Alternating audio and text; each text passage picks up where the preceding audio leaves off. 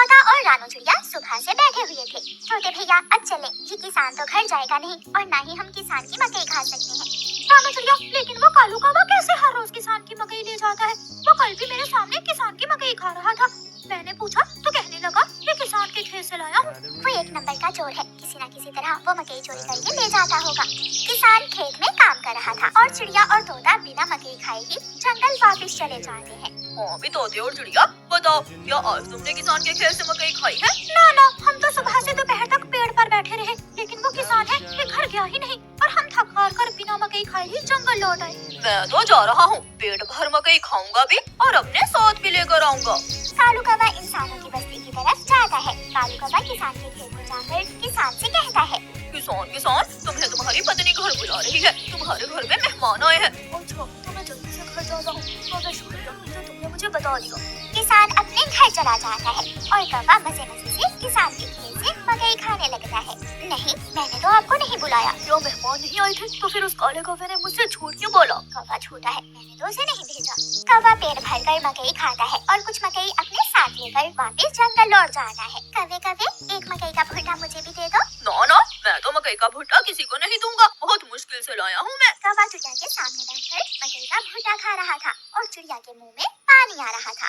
दूसरे दिन कौवा फिर से किसान के खेत में जाता है और किसान से कहता है, किसान, मैं अभी तुम्हारे घर से आया हूँ, तुम्हारे बेटे को तेज बुखार है, जल्दी से घर जाओ। कौवे की बात सुनकर किसान घबरा जाता है और कुछ सोचे बिना अपने घर भाग जाता है और कौवा मजे से मकई खाने लगता है। कहाँ है मेरा मुन्ना? मुन्ना तो बाहर खेलने गया हुआ है। क्या मेरा मुन्ना ठीक है? हाँ, मुन्ना तो बिल्कुल ठीक है।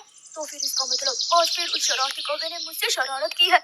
उसने मुझसे कहा कि मेरे मुन्ने को बुखार है, मैं जल्दी घर जाऊँ।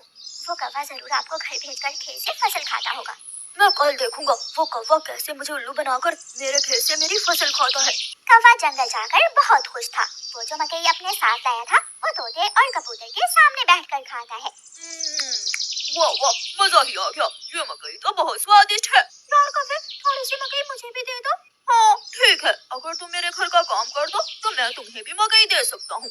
मैं भी करूँगा, मैं भी कभी आपके घर का सारा काम करूँगा, मुझे भी मकई दे देना। ठीक है, तो फिर जल्दी से मेरे साथ आ जाओ। कौवा कबूतर और तोते को अपने घर ले जाता है। तोते, तुम जल्दी से मेरे घर की सफाई सुथराई कर दो और कबूतर, तुम जल्दी से मेरे सारे बर्तन धो दो, फिर मैं तुम दोनों को मकई दूंगा। फिर कबूतर अपने काम में लग जाता है और तोता कौवे के घर की सफाई सुथराई करने लगता है।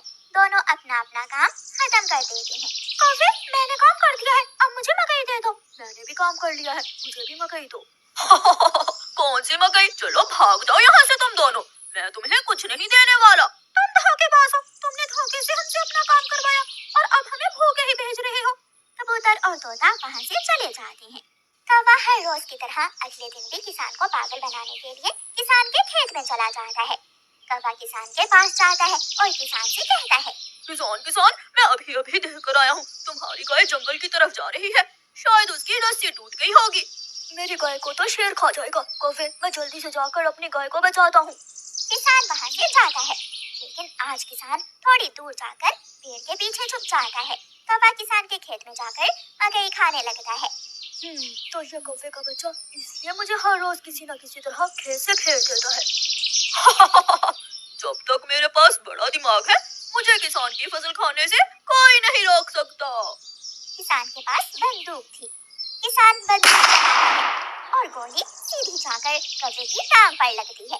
कौवा बहुत मुश्किल से वहाँ से भागता है और किसी न किसी तरह अपने जंगल वापस पहुँच जाता है। वो अपने घर के बाहर आकर गिर जाता है। हाय, मर गया,